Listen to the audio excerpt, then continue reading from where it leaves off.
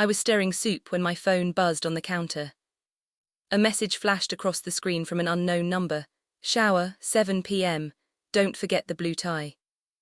My name is Elena. My husband is Marcus, a senior accountant with perfect shirts and a smile that always settled a room. He was supposed to be at a late meeting. I wiped my hands, heart thudding. I typed back, "Who is this?" No answer. I looked at the clock, then at the front door, then at our wedding photo on the fridge. My soup boiled over. I shut it off and grabbed my keys. On the way to his office, the city seemed louder, the lights too bright. At a red light, I breathed in and out, counting like my therapist once taught me. I parked behind the building and waited. At 7:08 p.m. Marcus stepped outside. He wore the blue tie. A woman was with him, her hand tucked inside his arm. They laughed and hurried toward the boutique hotel across the street. I didn't follow, I didn't cry. I just sat there, fingers numb, staring at the door that closed behind them. I called the hotel and asked, as calmly as I could, if there was a reservation under Marcus Hale. There was. The clerk even told me the room number, 914, like he was giving directions to a movie theater. I walked across, took the elevator, and stood in the hallway with the thick carpet that swallowed the sound of my steps. When I reached 914, my hand hovered over the door. I could knock and make a scene. I could walk away and pretend I never saw any of it. Through the door I heard laughter, then silence, then a low hum of voices. I slid an old business card under the door that read, "I know." Then I left. Halfway home my phone rang. Marcus, I didn't pick up. He called again and again. On the fifth call I answered. "Elena," he said, breathless, "where are you?" "Home," I said. "Please don't do anything. Let me explain when I get there." "Room 914, I said softly, "blue tie." He made a sound like a broken hinge. "I'm coming home." He arrived at 9:02 p.m., hair messy, tie gone. He closed the door behind him and leaned his forehead against it like the wood could hide him. "Elena, I made a mistake." "What's her name?" He swallowed. "Sabrina." "Do I know her?" He hesitated. "She works at my firm, she's new." I thought of the unknown number, S. He came closer, palms raised. "I ended it tonight." "No," I said, "you didn't end it, you got caught." He flinched, then he dropped to the floor, knees on the rug, and looked up at me, eyes wet. "I need you to do something for me." I laughed. "For you?" "There's an audit starting Monday. If this comes out, my promotion is dead. My boss is old-fashioned. He thinks a man who can't control his home can't control the books." His voice shook. "I need you to stand with me at the firm gala tomorrow. Smile, hold my hand, make it look like we're fine." "You want me to lie?" "Just for one night," he begged, "please." I stared at my husband kneeling on our rug, asking me to pretend love for the sake of his career. "What do I get?" I asked. He blinked, confused. What?" "Truth, all of it, no more secrets. You tell me how long, you tell me why, you show me everything." He nodded too quickly. "Yes, anything." "And you start therapy," I said, "with me, and you tell your mother." He flinched harder at that than at the rest. "Patricia Hale never liked me. She called me the cafe girl because I used to manage a cafe when Marcus and I met. She wore pearls like armor and spoke in perfect cutting lines." "Okay," he whispered. "Good," I said, "because I'll smile, I'll lie with you for one night." I held his eyes until he looked away. But the cost of a lie is the truth that follows. The next morning I sat in my car outside Marcus's office and watched people file in with coffees and tote bags and quiet worries. At 8:17 a woman stepped out of a rideshare, dark hair, red coat, quick steps. She was pretty in the way that turns heads and breaks rules. "Sabrina." She moved like she owned the sidewalk. When she glanced at her phone I saw the lock screen, in a small heart. I didn't get out. I just watched my hands gripping the wheel until the bones showed white. I drove home, showered, and pulled the silver dress from my closet, the gala dress. We had picked it together last spring, laughing in a store with mirrors that made me feel like a stranger. Now I put it on alone. The hotel ballroom bloomed with flowers and small talk. Men in tuxes and women in gowns carried drinks and half smiles. Marcus arrived with 2 colleagues, careful not to touch me too much. Cameras flashed. The firm's founder, Mr. Conway, clapped him on the shoulder. The future of Hale and Conway, he said to a reporter, and I wondered if he understood the way futures bend under lies. Patricia arrived late, wrapped in navy silk, eyes sharp as pins.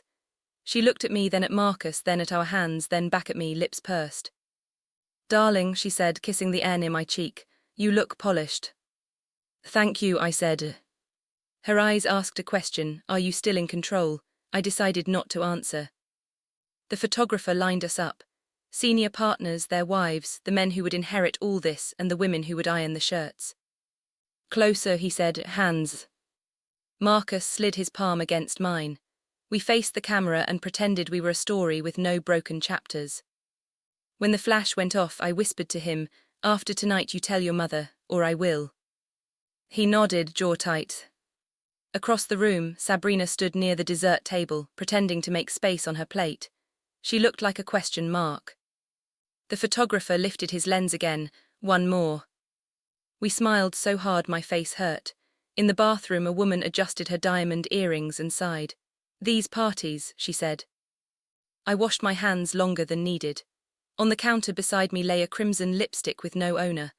I stared at it, at my reflection, at the woman in the mirror whose husband had begged for a lie. When I stepped out, I almost collided with Sabrina. Up close, her perfume was sweet and sharp.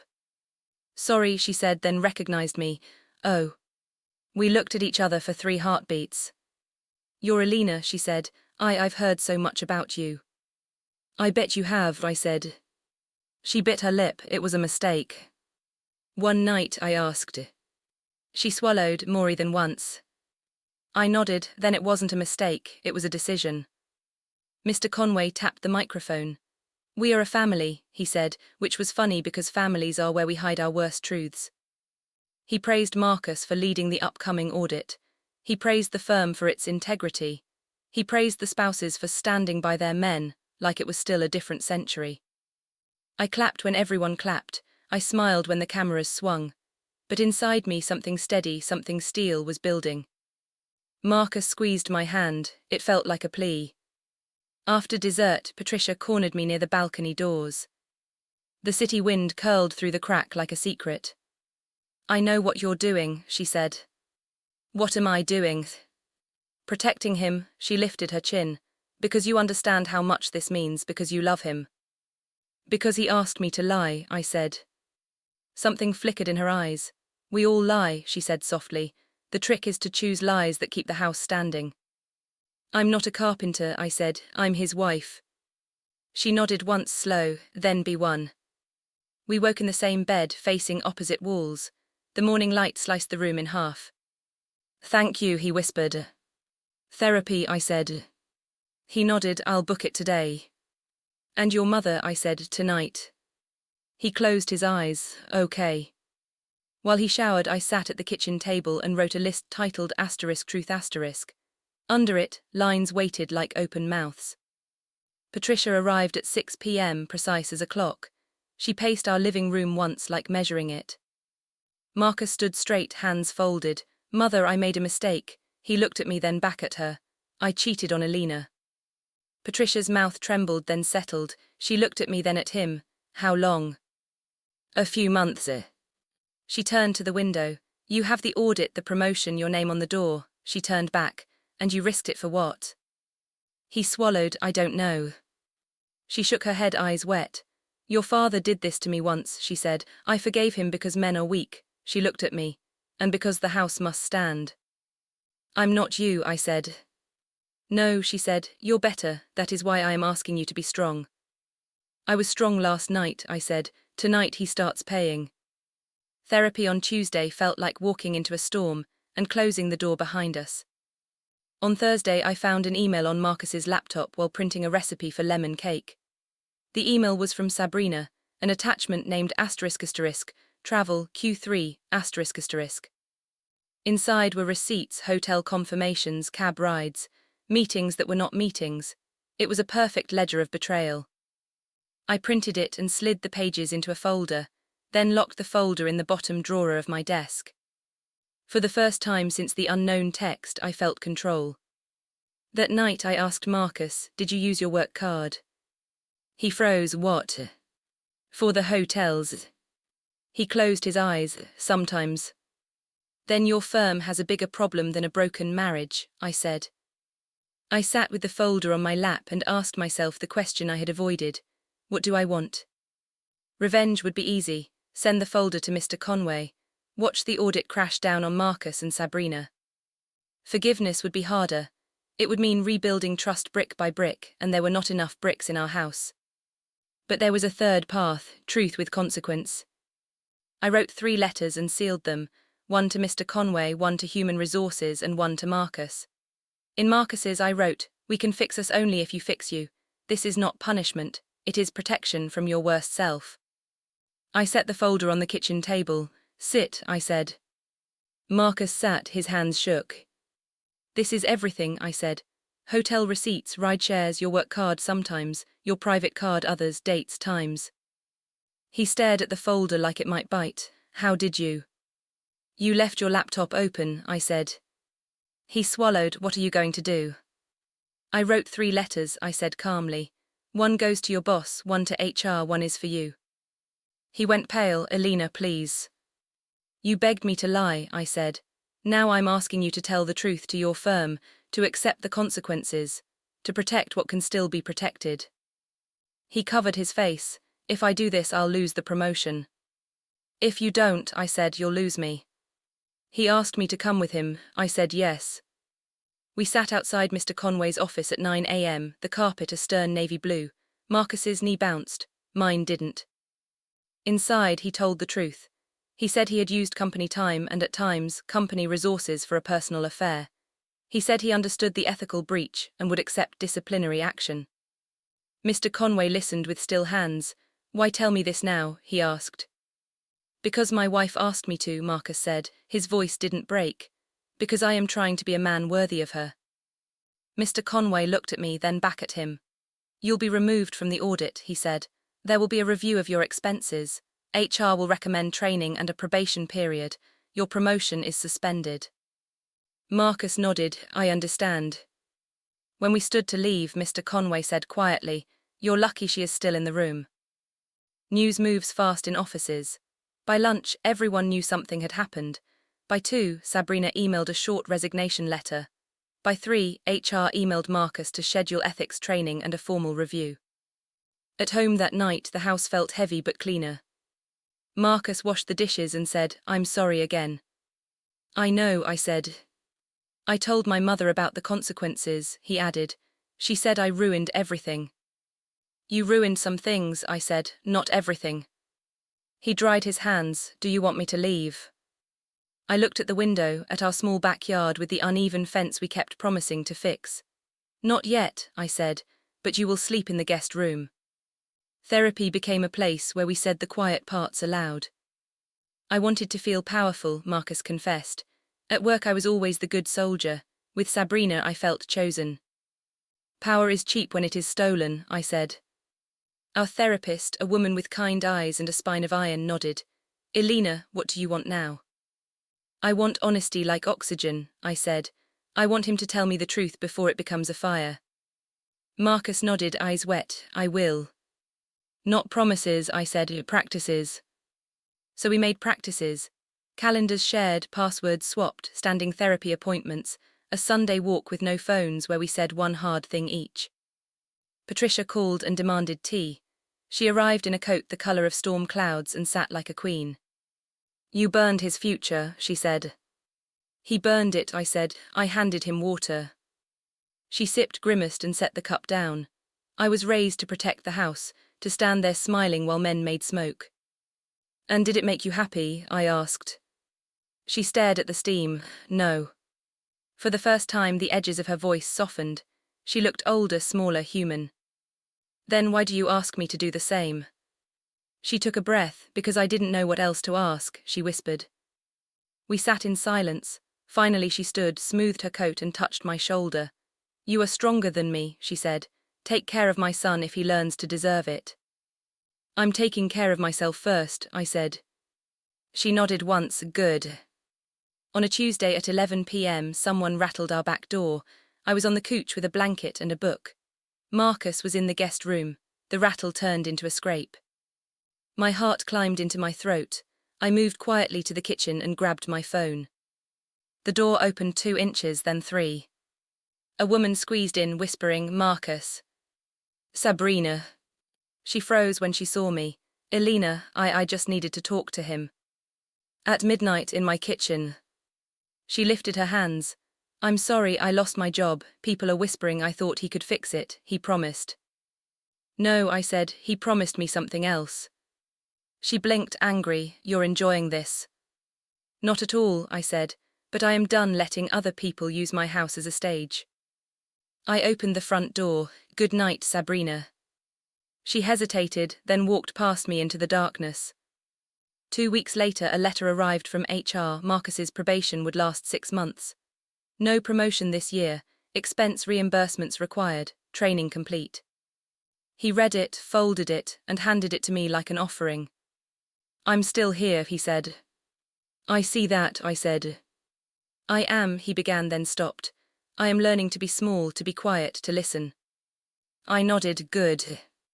That night he slept in the guest room again, but the door between our rooms didn't feel as thick. A friend invited me to a small party. I went alone. There were fairy lights and a jazz trio and people who asked me what I did and actually listened.